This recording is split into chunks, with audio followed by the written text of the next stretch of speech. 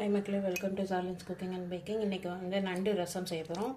நண்டு ரசம் இல்லை சூப் கூட சொல்லலாம். இதுக்கு ஒரு 2 டீஸ்பூன் அளவுக்கு எண்ணெய் ஊற்றி சூடு பண்ணிக்கலாம்.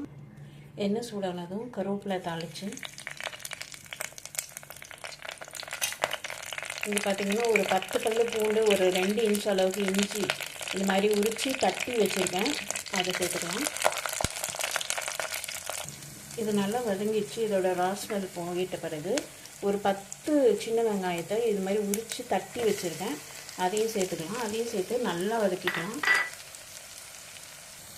சின்ன வெங்காயமும் நல்லா வதங்கிடுச்சு. இப்போ 2 தக்காளி பொடியாக நறுக்கி வச்சுருக்கேன், அதை சேர்த்துக்கலாம்.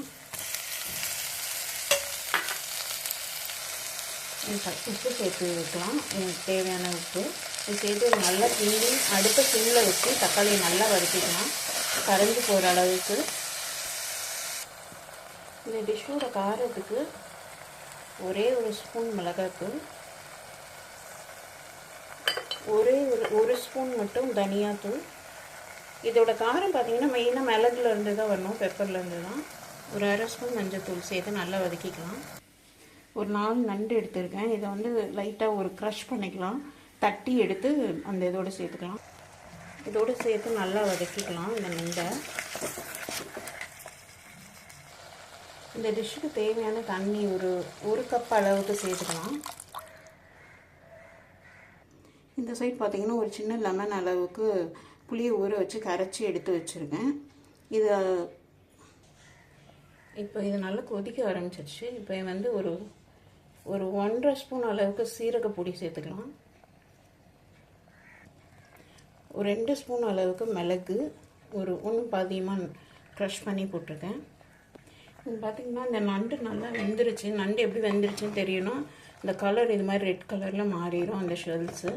ஸோ நண்டு வெந்துருச்சு. இப்போ புளி தண்ணியை சேர்த்துக்கலாம். புளி தண்ணி ஊற்றி ஒரு கொதிச்சோன்னே ஆஃப் பண்ணிடணும். இந்த ஸ்டேஜில் நமக்கு கன்சிஸ்டன்சி கொஞ்சம் அட்ஜஸ்ட் பண்ணிக்கலாம், புளிப்பு தன்மைக்கு ஏற்ற மாதிரி.